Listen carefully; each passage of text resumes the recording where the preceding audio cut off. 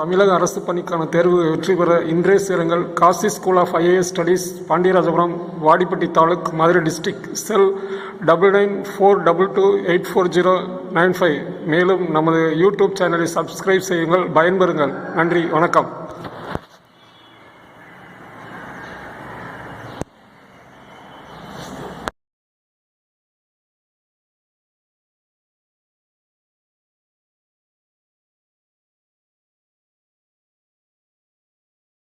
வணக்கம். நம்ம TNPSC group 2, group 2A, group 4 தேர்வுகளுக்காக படிச்சுட்ருக்கோம். ஸோ அதனால் எப்படி படிக்கணும், என்னென்ன படிக்கணும், எதுலேருந்து நம்ம கேள்விகள் கேட்பாங்க அப்படின்றத பற்றி நான் சொல்லிகிட்டு இருக்கேன். ஒவ்வொரு நாளும் நம்ம ஒரு நாளைக்கு 100 கொஸ்டின் அப்படின்றத நம்ம ஜாகிரபி இப்போ சொல்லிக்கிட்டு இருக்கோம். புவியியல் நம்ம ஏற்கனவே நான் புவியியல் எப்படி படிக்கணும், புவியியல்னா என்ன, பூமியை பற்றி ஃபுல்லாக நம்ம தெரிஞ்சுக்கலாம். பூமி எப்படி உண்டாச்சு, எவ்வாறு உண்டாச்சு, பூமியில் எப்படி கடல்கள் உண்டானது, எப்படி நிலப்பரப்பு உண்டானது, பாஞ்சியா, பாந்தலாசா, கண்ட நகர்வு கோட்பாடு, அதோட தொடர்புடைய செய்திகளை நம்ம படிச்சுக்கணும். ஏன்னா புவியியல் பொறுத்தவரை நம்ம ஃபுல் அண்ட் ஃபுல்லாக நமக்கு புவியோட அமைப்பு கண்டிப்பாக ஒரு கொஸ்டின்ஸ் இருக்கும்.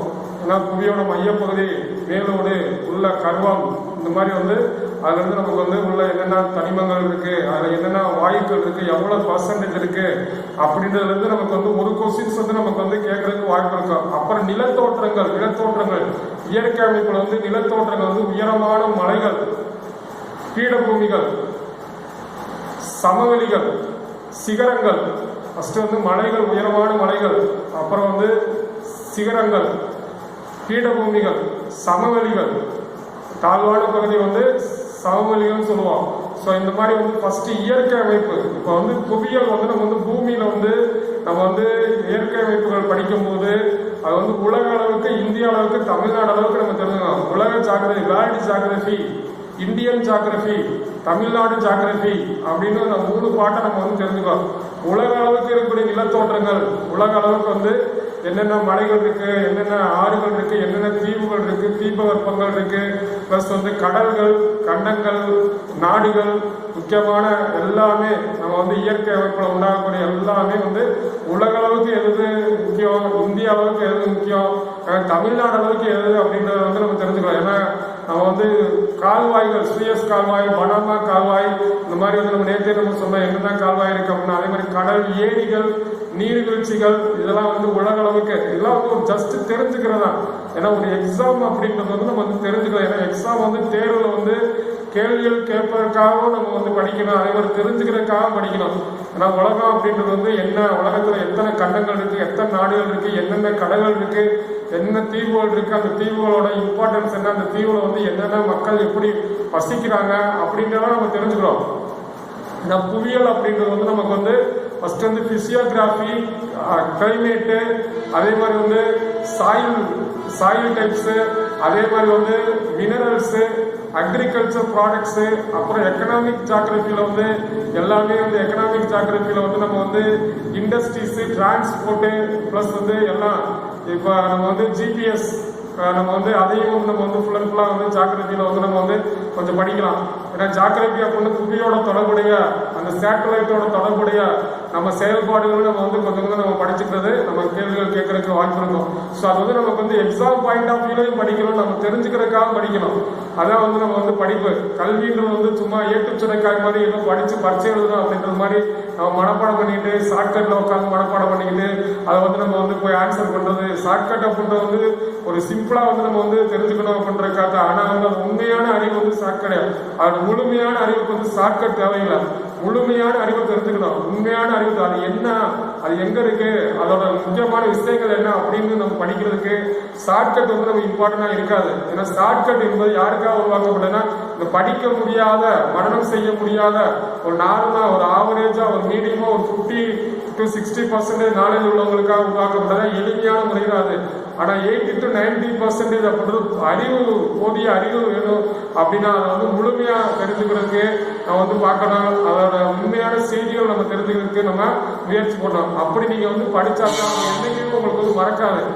அப்படி மறக்காத அளவுக்கு நீங்கள் படித்தாலே தேர்வில் வந்து நம்ம வெற்றி வர முடியும். ஸோ அந்த மாதிரி வந்து ஒரு exam strategy, exam point of view வந்து நம்ம வந்து படிக்கிறது வந்து கரெக்டாக படிக்கணும், சிஸ்டமேட்டிக்காக படிக்கணும். ஃபஸ்ட்டு வந்து சிலபஸ், ப்ரீவியஸ் இயர் கொஸ்டின்ஸ், அது ரெண்டுமே நம்ம கையில் கண்டிப்பாக இருக்கணும். சிலபஸ் இருக்கணும், ப்ரீவியஸ் இயர் கொஸ்டின் பேப்பர் இருக்கணும். அதை வச்சு தான் நம்ம வந்து படிக்கவே ஆரம்பிக்கணும். ஏன்னா சிலபஸில் வந்து புவியியலில் வந்து நமக்கு வந்து என்னென்ன டாபிக் கொடுத்துருக்காங்க, அந்த டாப்பிக்கை பூரா நோட்டில் எழுதி இந்த டாபிக் வந்து நம்ம வந்து எந்தெந்த புக்கில் இருக்குது நமக்கு இன்ஃபர்மேஷன்ஸ். ஏன்னா வந்து நம்ம வந்து இன்னைக்கு வந்து ஜாகிரபி அப்படின்னா 6வது 10வது வரைக்கும் இருக்க ஜாகிரபி மட்டும்தான் நம்ம வந்து டிஎன்பிஎஸ்சிக்காக படிப்போம். ஆனால் டிஎன்பிஎஸ்சிக்கு அடுத்த ஸ்டேஜ் வந்துட்டோம் அப்படின்னா வந்து ஜாகிரபி அப்படின்னா Indian geography, international geography. Indian ஜாகிரபிக்குன்னு வந்து டெக்ஸ்ட் புக் இருக்கும். அதே மாதிரி வந்து இன்டர்நேஷனல் ஜாகிரபிக்கு வந்து நம்ம வந்து டெக்ஸ்ட் புக்கில் வந்து ஃபுல் அண்ட் ஃபுல்லாக A to Z உள்ள ஒரு ஜாகிரபி புக்கு கண்டிப்பாக ஒரு டெக்ஸ்ட் புக் எடுத்து நம்ம படிக்கும்போது இன்னும் இன்ஃபர்மேஷன்ஸ் வந்து நம்ம வந்து நிறைய விஷயங்கள். ஆனால் இப்போ இருக்க 6th to 10th புக் வந்து நல்லா இருக்குது, நல்லா தெளிவாக வந்து ஓரளவுக்கு வந்து ஃபஸ்ட்டு 60% இருந்து இப்போ 80% நமக்கு நாலேஜ் கொடுக்கும். ஏன்னா ஃபஸ்ட்டு வந்து பழைய புக்கில் வந்து ஒரு 60% நாலேஜ் இருக்கும், ஆனால் இப்போ 80% நாலேஜ். அது வந்து நமக்கு வந்து 10th ஜாகிரபி புக்கில் இருந்தே நமக்கு வந்து இந்தியாவை பற்றி, தமிழ்நாடு பற்றி முழுமையான ஒரு தகவல் வந்து தெரிஞ்சுக்கலாம். அதை தெரிஞ்சுக்கிட்டாவே போதும், அதுக்கடுத்து நீங்கள் தெரிஞ்சுக்கணும் அவசியம். டிகிரி ஸ்டாண்டர்ட் குரூப் 2 அப்படின்ற அளவுக்கு வந்து நம்ம அடுத்த ஸ்டேஜுக்கு நம்ம போனோம். குரூப் 4க்கு வந்து 6th to 10th இருக்கக்கூடிய புத்தகம் வந்து நமக்கு வந்து கண்டிப்பாக வந்து போதும். ஆனால் குரூப் 2 எக்ஸாமுக்கு நம்ம வந்து படிக்கணும் அப்படின்னா நம்ம கண்டிப்பாக வந்து அடுத்த ஸ்டேஜ் எக்ஸாமு, நம்ம அடுத்த ஸ்டேஜ் புக்கு நம்ம பார்க்கணும். ஏன்னா 11th 12th ஜாகிரபி, அதோட தொடர்புடைய டிகிரி ஸ்டாண்டர்ட் உள்ள ஜாகிரபி நாலேஜ் அப்படின்னா ஏதாவது ஒரு டெக்ஸ்ட் புக்கு நிறைய பேர் எழுதியிருக்காங்க. அந்த புக்கை வாங்கி நம்ம வந்து ஓரளவு தெளிவாக நம்ம படிச்சுட்டோம் அப்படின்னா ஜாகிரபி ஃபுல்லாக வேர்ல்டில் இருக்கக்கூடிய கான்டினென்ட்ஸ், கண்டங்கள் ஃபுல்லாக தெளிவாக, கண்டத்தில் இருக்கக்கூடிய முக்கியமான நாடுகள், பரப்பளவு, ஒவ்வொரு கண்டத்திலேயும் பரப்பளவு மிகப்பெரிய நாடு, பரப்பளவு மிகச்சில மக்கள் தொகை, மிகப்பெரிய மக்கள் தொகையில் ப்ளஸ் அந்த கான்டினென்ட்டோட இம்பார்ட்டன்ஸ் ஸ்பெசிஃபிக்காக இருக்கக்கூடிய முக்கியமானது கூட நம்ம வந்து தெரிஞ்சு வச்சுக்கணும். அங்கே இருக்கக்கூடிய பீப்புள்ஸோட உணவு அவங்களோட ஃபுட் ஐட்டம்ஸ் என்ன இருக்கு, அவங்களோட அக்ரிகல்ச்சர் ப்ராடக்ட்ஸ் என்ன, மினரல்ஸ் எங்கே அதிகம் அதில் என்ன கிடைக்குது, ப்ளஸ் அவங்களோட இண்டஸ்ட்ரீஸ் என்ன, அவங்களோட தொழில்கள் என்ன, அவங்களோட கஸ்டம்ஸ் என்ன, அவங்களோட பீப்புளோட எல்லாமே வந்து நம்ம வந்து ஒவ்வொரு கான்டினென்ட்டை பற்றி நம்ம தெரிஞ்சுக்கணும். கான்டினென்ட் பற்றி தெரிஞ்சுன்னா ஒவ்வொரு கான்டினென்ட்டுக்கும் நம்ம கம்பேர் பண்ணி அப்புறம் படிப்போம்.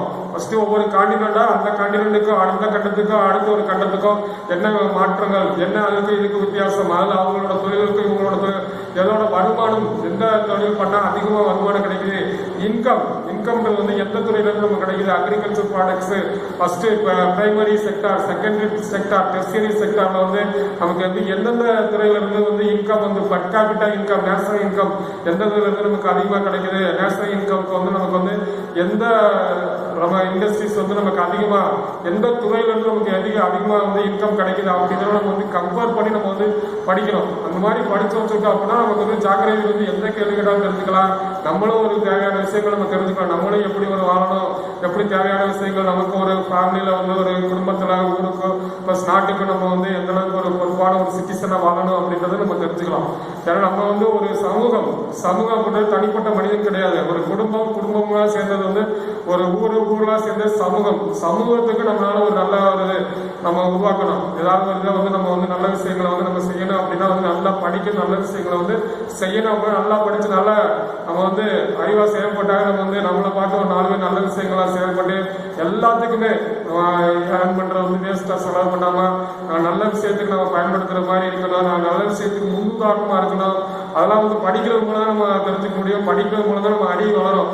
அது மாதிரி ஜாகிரபின்றது வந்து நம்ம வந்து புவியியல் மக்களோட வாழ்க்கை முறையை வந்து நம்ம வந்து கொஞ்சம் மக்களோட வாழ்க்கையில் அவங்க வந்து எந்தெந்த துறையில் வந்து ஏர்னிங் பண்ணுறாங்க, எப்படி அவங்களோட பழக்க வழக்கங்கள் இருக்குது அப்படின்றது கொஞ்சம் அவங்களோட தொழில்கள் மூலமாக நம்ம தெரிஞ்சுக்கிறோம். என்ன தொழில் பண்ணுறாங்க, அந்த தொழில்கள் மூலமே வந்து அவங்க வந்து அவங்களோட ஒர்க்கு, டெய்லி ஒர்க் என்ன அப்படின்றலாம் ஜாகிரபி ரிலேட்டடாக நம்ம வந்து தெரிஞ்சுக்கலாம். புவியியல் ரிலேட்டடாக நம்ம வந்து 6வது 10வது வரைக்கும் இருக்கக்கூடியது ஃபஸ்ட்டு பூமியை பற்றி படிக்கிறோம். பூமிக்குள்ளே இருக்கக்கூடிய உள்ளடக்க பகுதிகள், அப்புறம் பூமியில் வரையக்கூடிய கற்பனை கோடுகள், அச்சக்கோடுகள், தீர்க்கக்கோடுகள், கடகரேகை, மகரரேகை, ஆர்டிக் கட்டம், அண்டார்டிக் கட்டம், இன்டர்நேஷனல் சர்வதேச தேதிக்கோடு, அப்புறம் வந்து தீர்க்க ரேகையில் வந்து நம்ம வந்து அதில் எப்படி வந்து நம்ம வந்து கால்குலேட் பண்ணுறதுக்கு ஒவ்வொரு தீர்க்கரே கோடுகளுக்கும் அந்த கோடுகளுக்கு இடைப்பட்ட கால அளவு எவ்வளவு, இந்த மாதிரிலாம் வந்து கொஞ்சம் தெளிவாக வந்து மேப்பில் வந்து நம்ம வந்து தெரிஞ்சுக்கிறோம். மேப் ரீடிங் அப்படின்றது தனிப்பட்ட ஒரு ஜாகிரபியில் ஒரு படிப்பு. ஸோ அந்த மேப்பை வந்து நம்ம வந்து கொஞ்சம் தெளிவாக தெரிஞ்சுக்கிறோம். ஸோ இந்த மாதிரி வந்து ஜாகிரபியில் வந்து நம்ம வந்து போல முக்கியமாக நம்ம 6வது 10வது வரைக்கும் எப்படி நம்ம படிக்கணும் அப்படின்றத நம்ம ரொம்ப இம்பார்ட்டன்ட். படிக்கவும் செய்யணும், முக்கியமான கேள்விகளையும் மனப்பாடமும் செய்யணும். படிக்கிறது வந்து தெரிஞ்சுக்கிறதுக்காக படிக்கலாம். முக்கியமான கேள்விகளை மனப்பாடம் செய்யும்போது அங்கே கேட்குற கேள்விகளுக்கு வந்து கரெக்டாக ஆன்சர் பண்ணலாம். மனப்பாடம் பண்ணலை அப்படின்னாலே வந்து உங்களுக்கு ஆஸ்திரேஷனாக இருக்கும். ஏன்னா தெரிஞ்சுக்கிறது வேற, புக்கில் வந்து மனப்பாடம் பண்ணுறதுன்றது கண்டிப்பாக வந்து நியூமரிக்கல் டேர்ம்ஸ், இம்பார்ட்டன்ட் டேர்ம்ஸ், இம்பார்ட்டண்டாக ஏதாவது வேர்ட்ஸ் அதெல்லாம் வந்து நம்ம மனப்பாடம் பண்ணியிருக்கணும். அப்போ தான் வந்து கரெக்டாக ஞாபகம் இருக்கும். அதனால் ஜாகிரபியில் வந்து இப்போ நம்ம டெய்லி சொல்லிக்கிட்டு இருக்கோம். டெய்லி வந்து எவ்வளோ இம்பார்ட்டன்ட் கொஸ்டின்ஸ் இருக்குது அப்படின்றத சொல்லிக்கிட்டு இருக்கோம். இப்போ நம்ம வந்து 3 முறையில் வந்து டிஎன்பிஎஸ்சிக்கு வந்து கிளாஸஸ் போயிட்டு இருக்கு. ஃபர்ஸ்ட் முறை வந்து டிஎன்பிஎஸ்சி சிலபஸ் வச்சு ஜென்ரலாக வந்து ஜாகிரபினா என்ன, அதில் என்னென்ன கேள்விகள் எப்படி கேட்பாங்க, என்னென்ன கேள்விகள் என்னென்ன டாபிக்லாம் இருக்குது நம்ம சொன்னோம். ஃபர்ஸ்ட் ஸ்டேஜ் முடிச்சாச்சு.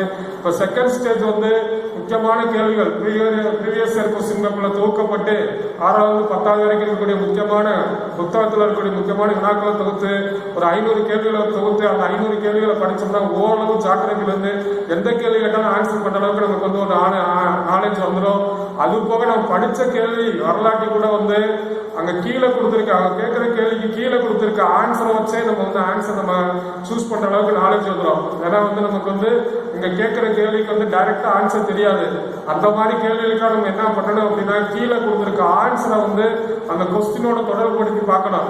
அந்த கொஸ்டினுக்கு கீழே கொடுத்துருக்க ஆன்சருக்கு எவ்வளவு தொடர்பு இருக்கு, இந்த கொஸ்டினுக்கு இந்த ஆன்சர்லாம் வராதுன்னு சொல்லி ஒமிட் பண்ண அளவுக்கு நமக்கு வந்து பேசிக் நாலேஜ் இருந்துச்சுன்னா நம்ம இதெல்லாம் வராதுன்னு எடுத்துட்டு எது வருதோ அதை தான் நம்ம டிக் பண்ண முடியும். அது வந்து நமக்கு வந்து கண்டிப்பாக வந்து ஒரு பாசிபிளா இருக்கும், சக்சஸ் பண்றதுக்கு வாய்ப்பு இருக்கும். ஸோ அந்த மாதிரி ஒரு போதிய ஜாக்கிரதை அறிவு வந்து நம்ம வந்து வளர்த்துக்கலாம். அது போக 3வது முறையில வந்து 6th to 10th இருக்கக்கூடிய புத்தகத்தில் இருக்கக்கூடிய அதை வந்து வாசிச்சு நம்ம வந்து மெசேஜ் சொல்லுவோம், செய்திகளை சொல்லுவோம். அது வந்து 3வது ஸ்டேஜ். அடுத்த ஸ்டேஜில் வந்து புத்தகத்தை வாசிக்கும் போது நம்ம வந்து கிராஸ் பண்றதை நீங்க பார்க்கலாம். இப்போதைக்கு வந்து ஒரு ஜாக்கிரதை எப்படி படிக்கிறது, என்ன கொஸ்டின்ஸ்லாம் இருக்கு அப்படின்ற ஒரு 2வது ஸ்டேஜ் தான் வந்து சொல்லிக்கிட்டு இருக்க. 2வது ஸ்டேஜ் முடிஞ்சது. அடுத்த 3வது ஸ்டேஜில் வந்து புத்தகத்தில் இருக்கக்கூடிய 6வது சாக்கடைப்பில் என்ன இருக்கு, 7வது சாக்கடைப்பில் என்ன இருக்கு, 8வது சாக்கடைப்பில் என்ன இருக்கு, 9வது சாக்கடைப்பில் என்ன இருக்கு, 10வது சாக்கடைப்பில் என்ன இருக்குன்னு அப்படியே புக்கை வந்து இம்பார்ட்டனையும் சொல்லுவோம், முக்கியமானதை வாசிப்போம். நீங்களும் வந்து ஓரளவுக்கு இந்த கேட்டுட்டீங்க அப்படின்னா உங்களுக்கே சாக்கடைப்பில் எது இம்பார்ட்டன்ட் தெரிஞ்சிடும். நம்ம படித்தது போக நம்ம கேட்டது போக, ஏன்னா நம்ம சொல்ற வீடியோவில் பேசுறத வந்து கேளுங்க, திருப்பி திருப்பி கேளுங்க. ஏன்னா வந்து நான் வந்து இதை வந்து நான் வந்து ஒரு இதாக வந்து பண்ணிக்கிட்டு இருக்கேன். இதை வந்து வீடியோ எடுத்து நான் வந்து ஃபுல்லாக வந்து தெளிவாக ஏன்னா வந்து நம்ம வந்து மொபைலில் தான் வந்து நாங்கள் வந்து வீடியோ எடுத்து நாங்கள் வந்து அப்லோட் பண்ணுறோம். அதனால சப்போஸ் வந்து உங்களுக்கு வந்து சவுண்டு கம்மியாக இருக்குது அப்படின்னா நீங்கள் வந்து ஹெட்ஃபோன் யூஸ் பண்ணி கேளுங்க. ஹெட்ஃபோன் யூஸ் பண்ணி கேட்டீங்க அப்படின்னா நல்லா தெளிவாக இருக்கும். ஏன்னா மொபைல்ல இருந்து நாங்கள் அப்லோட் பண்ணுறது வந்து உங்களுக்கு வந்து கொஞ்சம் சவுண்டு கேட்காம இருக்கும், டிஸ்டர்பன்ஸாக இருக்கும். இல்லாட்டி வந்து ஒரு பேசுறது வந்து ஒரு அமைப்பு வந்து சரியானது இல்லாமல் இருக்கலாம். அதெல்லாம் வந்து நீங்கள் கன்சிடர் பண்ணாங்க. ஏன்னா இது வந்து கேட்குற வீடியோ தான், பார்க்குற வீடியோ கிடையாது. பார்க்குற வீடியோ அப்படின்னா வியூ அப்படின்னா போர்டில் எழுதி போட்டு சொல்லித்தரதை வந்து நீங்கள் பார்க்கலாம். அந்த மாதிரி இன்னும் வரல. இது வந்து கேட்குற வீடியோ. அதனால வந்து நீங்கள் ஹெட்ஃபோன் வச்சு கேளுங்க. ஏன்னா வந்து வீடியோ வந்து நீங்கள் பார்த்து தான் கேட்கணும் அப்படின்னு கிடையாது.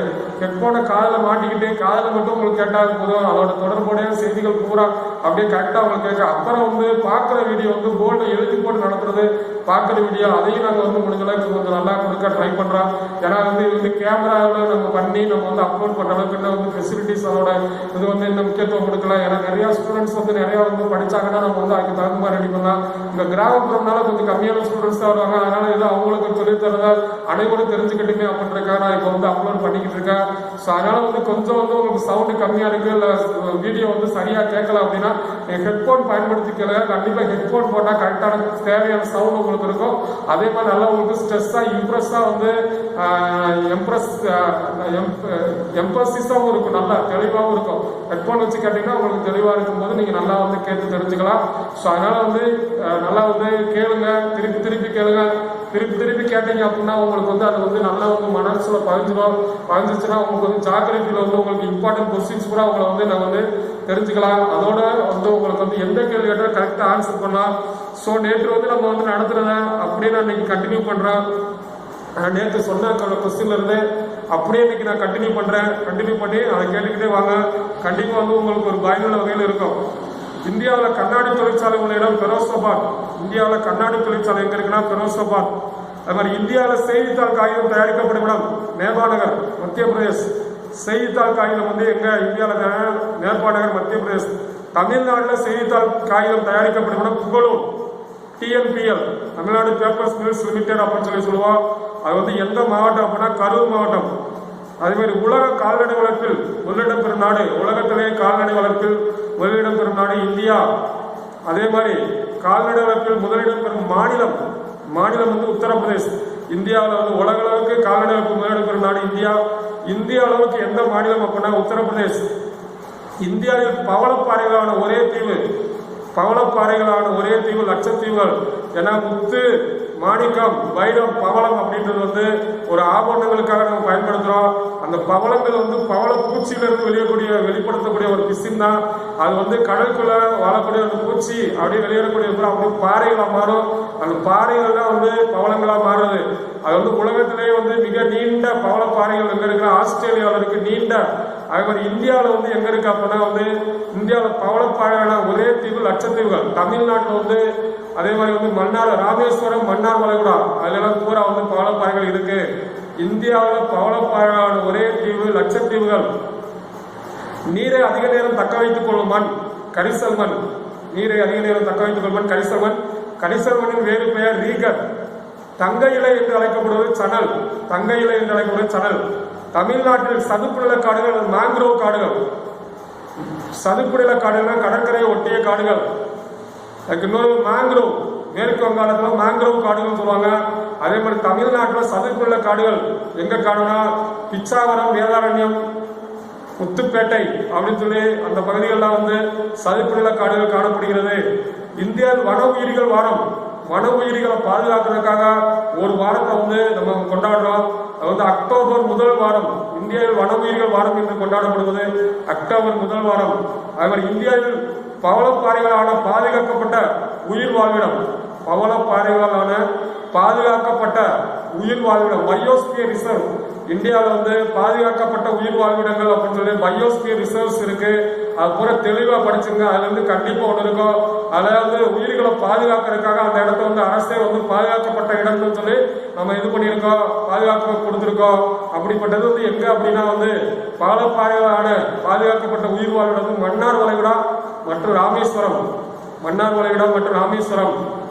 இந்தியாவின் நுழைவாயில் என்று அழைக்கப்படுவது ஃபர்ஸ்ட் மும்பையா இருந்துச்சு, இப்போ வந்து அகமதாபாத். இந்தியாவின் நுழைவாயில் ஃபர்ஸ்ட் மும்பை, இப்போ வந்து அகமதாபாத். தமிழ்நாட்டின் நுழைவாயில் தூத்துக்குடி. இந்தியன் கேட் உள்ள இடம் டெல்லி. இந்தியன் கேட் என்னன்னா டெல்லி. உத்தரப்பிரதேசத்தின் மான்செஸ்டர் என்று அழைக்கப்படுவது கான்பூர். தென்னிந்திய மக்களின் முக்கிய உணவு நெல் அதிகம் விளையும் சமவெளி, மாநிலம் மேற்கு வங்காளம், கங்கை சமவெளி. நெல் அதிகம் விளையும் மாநிலம் மேற்கு வங்காளம். என்ன சமவெளி? கங்கை சமவெளி. அடுத்து புரட்சிகள். இந்த புரட்சிகள் வந்து கண்டிப்பா ஒரு கொஸ்டின் இருக்கும். புரட்சிகள் எந்த பொருட்கள் உற்பத்தி அதிகப்படுத்துவதற்காக இதை புரட்சிகள் கொண்டு வந்தோம் அப்படின்னா பசுமை புரட்சி என்பது வேளாண் பொருட்கள் உற்பத்தி அதிகரிக்கிறதுக்காக, வேளாண்மை அதிகரிக்காக கொண்டு வந்த புரட்சி பசுமை புரட்சி. அந்த வேளாண் பொருட்கள்லாம் நெல், கோதுமை, உருளைக்கிழங்கு இதெல்லாம் வேளாண் பொருட்கள் உற்பத்தி அதிகரிக்கிறோம். வெண்மை புரட்சி என்பது பால் மற்றும் பால்வள பொருட்கள் உற்பத்தி அதிகரிக்கிறது, வெண்மை புரட்சி. வெள்ளி புரட்சி முட்டை மற்றும் பறவைகள் உற்பத்தி அதிகரிக்கிறது. வெள்ளி புரட்சி அப்படின்னா முட்டை மற்றும் பறவைகள் உற்பத்தி அதிகரிக்கிறது, வெள்ளி புரட்சி. தங்க புரட்சி அப்படின்னா மண்வளம், மண்ணிலிருந்து உற்பத்தி செய்யக்கூடிய பூக்கள், பழங்கள் உற்பத்தி அதிகரிக்கிறது, தங்க புரட்சி. அதாவது நமக்கு வந்து புரட்சிகள் வந்து பசுமை புரட்சினா என்ன, வெண்மை புரட்சினா என்ன, வெள்ளி புரட்சினா என்ன, பசுமை புரட்சியின் தந்தை யாரு, வெண்மை புரட்சியின் தந்தை யாரு அப்படின்னு நம்ம வந்து படிப்போம். பசுமை புரட்சியின் தந்தை நம்ம வந்து 3 பேர் பசுமை புரட்சின்ற வார்த்தை உருவாக்கணும். வில்லியம் எஸ் ஸ்காட் பசுமை புரட்சியின் தந்தை, நார்மன் போர்லாக் இந்திய பசுமை புரட்சியின் தந்தை, MS சுவாமிநாதன் தமிழ்நாட்டின் பசுமை புரட்சியின் தந்தை, C சுப்பிரமணியம். அதாவது வெண்மை புரட்சியின் தந்தை வர்கீஸ் குரியன் அப்படின்னு சொல்லுவாங்க. வெண்மை புரட்சியின் தந்தை வர்கீஸ் குரியன். வெண்மை புரட்சினா பால் மற்றும் பால்வள பொருட்கள் உற்பத்தி அதிகரிக்கிறது. முட்டை, அதாவது நமக்கு வந்து வெள்ளி புரட்சினா முட்டை மற்றும் பறவைகள் உற்பத்தி அதிகரிக்கிறது. தங்க புரட்சி அப்படின்னா மண் வளத்துல வரக்கூடிய, மண்ணில் விளையக்கூடிய பூக்கள், பழங்கள் உற்பத்தி அதிகரிக்கிறது. மஞ்சள் புரட்சி அப்படின்னா எண்ணெய் வித்துக்கள், எண்ணெய் பொருட்கள் உற்பத்தி அதிகரிக்கிறது. நீல புரட்சினா மீன்வள பொருட்கள் உற்பத்தி அதிகரிக்கிறது. உலகில் காணப்படும் பெருங்கடல்களின் எண்ணிக்கை, பெருங்கடல்கள் 4, கண்டங்களின் எண்ணிக்கை 7. அதே மாதிரி வந்து இந்தியாவின் கோதுமை களஞ்சியம் பஞ்சாப், கோதுமை அதிக உற்பத்தி செய்யும் மாநிலம் உத்தரப்பிரதேஷ்.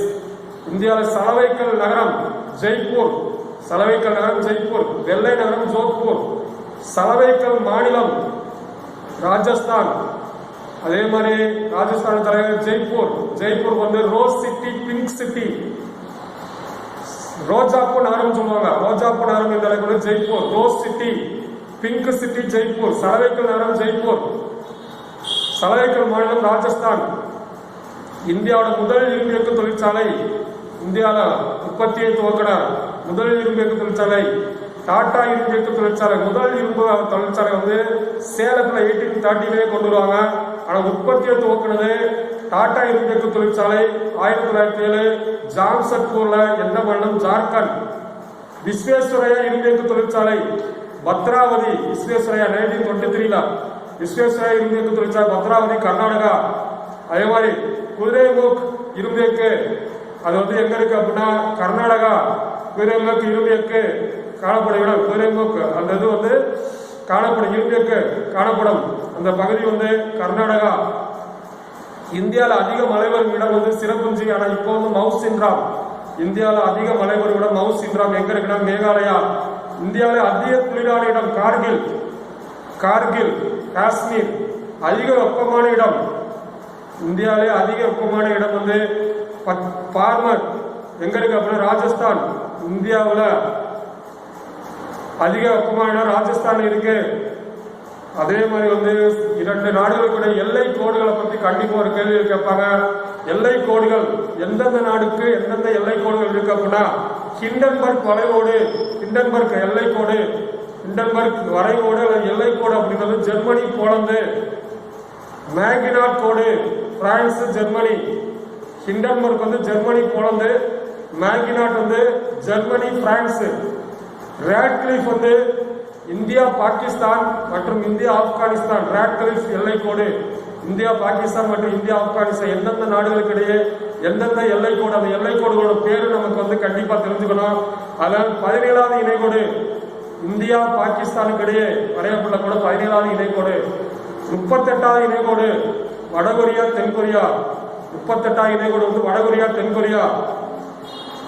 அதே மாதிரி வந்து டியூரண்ட் கோடு, டியூரண்ட் கோடு. அதே மாதிரி பாகிஸ்தான், ஆப்கானிஸ்தான். மக்மோகன் கோடு இந்தியா, சீனா. 49வது இணைக்கோடு அமெரிக்கா, கனடா. ஓடனிசே கோடு Germany, Poland. Germany, Poland Hindenburg இருக்கு. ஓடனிசே கோடு ஜெர்மனி, போலந்து. இந்த மாதிரி இன்னும் நிறைய நாடுகளுக்கு எல்லை கோடுகள். ஃபர்ஸ்ட் இதை படிக்க, அடுத்தடுத்து கொஞ்சம் வந்து முக்கியமான படிக்கலாம். ஏன்னா ஃபர்ஸ்ட் ஒரு 10 படிக்கணும். இந்த மாதிரி வந்து நிறைய இருந்துச்சுன்னா ஒரு 5 படிக்கணும், அடுத்து 10 படிக்கணும். அப்படி படிச்சீங்க அப்படின்னா ஒரு 25 தரவா படிச்சுக்கலாம். ஃபர்ஸ்ட் எடுத்து 10 படிச்சீங்கன்னா கன்ஃபியூஸ். ஃபர்ஸ்ட் 5 மனப்பாடம் பண்ணுங்க. ஒரு நாளைக்கு 5, அடுத்து ஒரு 5, 10, அடுத்து ஒரு 5, 15. 15 தெளிவா படிச்சாலே நம்ம வந்து கண்டிப்பா மற்றதெல்லாம் வந்து வராதுன்னு சொல்லி ஆன்சர் பண்ணிடலாம். ஓகேவா? அதே மாதிரி வந்து நம்ம வந்து மேட்டூரில் கட்டப்பட்ட நீர்மின் நிலையத்துக்கு பேர் மேட்டூர் நீர்த்தேக்கம். மேட்டூரில் கட்டப்பட்ட நீர்த்தேக்கம் காவிரி அணையில கட்டுவாங்க. ஸ்டாண்டிங் நீர்த்தேக்கம் கட்டியத வந்து விஸ்வேஸ்வரய்யா இந்தியாவின் திட்டமிட்ட பொருளாதாரம் என்று இந்தியாவின் திட்டம் அதை வந்து உருவாக்குறதுக்கு திட்டமிட்ட பொருளாதாரம் விஸ்வேஸ்வரய்யா இந்த ஸ்டாண்டிங் நீர்த்தேக்கத்தை கட்டினாரு. பரம்பிக்குளம் அணை எந்த மாவட்டம்னா பரம்பிக்குளம் அணை வந்து கோயம்புத்தூர் மாவட்டம். தமிழ்நாட்டில் துணி வகைகள் அதிகம் தயாரிக்கப்படும் இடம் திருப்பூர். தமிழ்நாட்டில் துணி வகைகள் அதிகம் தயாரிக்கப்படும் இடம் திருப்பூர். கிழக்கின் இத்தாலி, கிழக்கு பக்கம் இத்தாலி மாதிரி இருக்கக்கூடிய நாடு இந்தியா. பூமியின் சொர்க்கம் என்று அழைக்கப்படுவது ஜம்மு காஷ்மீர். இந்தியாவில் பழங்குடியினர் அதிகம், ஷெட்யூல் டிரைப்ஸ் அதிகம் வாழுமான மத்திய பிரதேஷ். பழங்குடியினர் குறைவாக வாழுமான ஹரியானா. தமிழ்நாட்டில் காற்றாலைகள் மூலம் மின்சாரம் தயாரிக்கப்படும் இடம் கயத்தாறு, முப்பந்தல், ஆரல்வாய்மொழி, பொள்ளாச்சி, தேனி எல்லாத்தையும் கொண்டு வந்துகிட்டு இருக்காங்க. அந்த காலத்துல அண்டார்டிகாவில் காணப்படும் ஒரே ஒரு பறவை பென்குயின். 76 ஆண்டுகளுக்கு ஒரு முறை தெரியும் வால் நட்சத்திரம் ஹேலிபாப். 76 ஆண்டுகளுக்கு ஒரு முறை தெரியும் வால் நட்சத்திரம் ஹேலிபாப். கடைசியாக தெரிந்தது 1986. அடுத்து தெரிவது 2062. அடுத்து தெரியக்கூடிய 2062. தமிழ்நாட்டில் பெட்ரோலியம் கிடைக்கும் பகுதி தமிழ்நாட்டில் காவிரி டெல்டா பகுதி. தமிழ்நாட்டில் பெட்ரோலியம் காவிரி டெல்டா. நரிமணம், புவனகிரி. உலகின் 2வது நீளமான கடற்கரை மெரினா கடற்கரை, வனக்காடுகளை பாதுகாக்க உருவாக்கப்பட்ட சிப்கோ திட்டம், வனக்காடுகளை பாதுகாக்க உருவாக்கப்பட்ட சிப்கோ திட்டம், வனோ மகோத்சவம் திட்டம் கொண்டு வரப்பட்ட ஆண்டு 1950. இந்தியாவில் எண்ணெய் சுத்திகரிப்பு ஆலை எந்தெந்த மாநிலத்தில் எந்தெந்த இருக்குன்னு தெரிஞ்சுக்கிறோம். அதே மாதிரி கொயாலி, அதே மாதிரி நுண்மதி, அங்கலேஸ்வர் எல்லாமே எங்க இருக்குன்னா குஜராத். கொயாலி எண்ணெய் சுத்திகரிப்பு ஆலை, அங்கலேஸ்வர், நுண்மதி இதெல்லாம் எங்க இருக்கு? குஜராத். இன்னும் தெளிவா சொல்லுவா, நுண்மதி அஸ்ஸாம். கொயாலி நுண்மதி எங்க இருக்குன்னா அஸ்ஸாம்ல இருக்கு. நுண்மதி எண்ணெய் சுத்திகரிப்பு ஆலை அஸ்ஸாம். அங்கலேஸ்வர் எங்க இருக்கு அப்படின்னா குஜராத். மதுரா எண்ணெய் சுத்திகரிப்பு ஆலை, நுண்மதி எண்ணெய் சுத்திகரிப்பு ஆலை எங்க இருக்குன்னா அஸ்ஸாம்.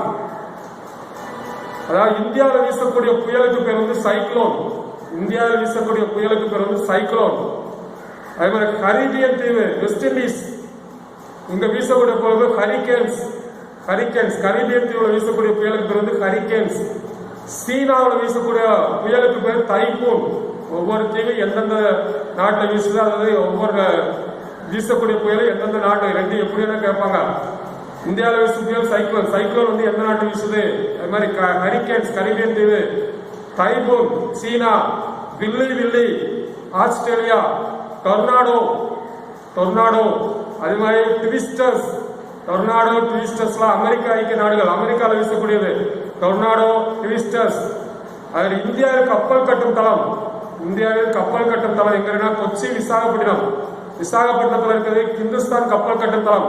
இந்துஸ்தான் கப்பல் கட்டும் தளம் எங்க இருக்குன்னா விசாகப்பட்டினம். மசகண்டாக் கப்பல் கட்டும் தளம் மும்பை. மசகண்டாக் கப்பல் கட்டும் தளம் மசகண்டாக் எங்க இருக்குன்னா மும்பை. கார்டன் ரீச் கப்பல் கட்டும் தளம் கொல்கட்டா.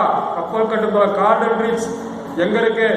அதே மாதிரி இந்தியாவோட கப்பல் படையோட கப்பல் கட்டும் தளம், இந்தியாவோட மஜகன் பிட். இந்திய கப்பற்படையோட கப்பல் கட்டும் தளம் மஜகன் பிட். எங்கெங்க கப்பல் கட்டும் தளம் இருக்கு அப்படின்னு தெரிஞ்சுக்கணும். மும்பையில மஜகண்டாக், அதே மாதிரி கொல்கட்டா கார்டன் ரீச். இந்திய கப்பல் படையோட கப்பல் கட்டும் தளம் மஜகன் பிட். இந்தியாவில் பென்சிலின் எதிர்உயிரி தொழிற்சாலை உள்ள இடம் பிம்பிரி. அதே மாதிரி எதிர்உயிர்கள் வேற எங்க இருக்கு அப்படின்னா பென்சிலின் பிம்பிரி. எதிர்உயிரிகள் அப்படின்னா ரிஷிகேஷ். உரம் தொழிற்சாலைகள், இந்தியாவில் உரம் தொழிற்சாலைகள் நங்கல், பஞ்சாப். இந்தியாவில் உரம் தொழிற்சாலை நங்கல், பஞ்சாப். சிந்திரி உரம் தொழிற்சாலைகள் ஜார்க்கண்ட். சிப்கோ தூத்துக்குடி, தமிழ்நாடு. தமிழ்நாட்டில் பழுப்பு நிலக்கரி வெட்டி எடுக்கப்படும் நெய்வேலி. காலனிகள், செருப்பு தயாரிக்கப்படும் இடம் பேட்டா நகர், மேற்கு வங்காளம். செருப்பு அதிகமாக தயாரிக்கப்படும் காலனிகள் எங்கன்னா பேட்டா நகர், மேற்கு வங்காளம். இந்தியாவில் வைரச்சுரங்கம் உள்ள இடம் பட்னா, மத்திய பிரதேஷ். பால் பொருட்கள் அதிக உற்பத்தி செய்யும் மாநிலம் ஆனந்த், குஜராத். பால் ஆராய்ச்சி மையம் கர்னல், ஹரியானா. அதே மாதிரி இந்தியாவில் பொலிட்டிக்கல் ஜாகிரபியில் மாநிலங்கள் 28 மாநிலங்களோட தலைநகரங்கள், 28 மாநிலங்களோட தலைநகரங்கள் கண்டிப்பாக தெரிஞ்சுக்கணும். யூனியன் பிரதேசங்கள் 9 யூனியன் பிரதேசங்களோட தலைநகரங்கள் தெரிஞ்சுக்கணும். அதே மாதிரி ஜாகிரபியில் நமக்கு ஒவ்வொரு நதியும் நதிக்கரையில் அமைந்த நகரங்கள், நதிக்கரையில் அமைந்த நகரங்கள்ல ஒவ்வொரு நதி ஃபர்ஸ்ட் எந்த நாடுல இருக்கு, அதே மாதிரி ஒவ்வொரு நகரம் எந்த நதிக்கரையில் இருக்கு, இதெல்லாம் கண்டிப்பா நம்ம தெரிஞ்சுக்கணும். ஜாகிரபி ரிலேட்டடா நதிக்கரையில் அமைந்த நகரங்கள், நதிகள் கூட எந்த நாடுகள் இருக்கு, இந்தியாவோட மாநிலங்கள் பிளஸ் அதோட தலைநகரங்கள், யூனியன் பிரதேசங்கள் அதோட தலைநகரங்கள், உலகத்தில் இருக்கக்கூடிய முக்கியமான நாடுகள் அதோட தலைநகரங்கள், அதோட நமக்கு முக்கியமான ஒவ்வொரு தலைநகரமும் இந்தந்த நதிக்கரையில் இருக்கு. இதெல்லாம் ஜாகிரபி ரிலேட்டடா நம்ம தெரிஞ்சுக்கணும். ஜாகிரபி ரிலேட்டடா நம்ம உலகம் இன்னும் அடுத்தடுத்து சொல்லுவோம். மீண்டும் அடுத்த வகுப்பில் சந்திக்கிறேன். நன்றி, வணக்கம். See you.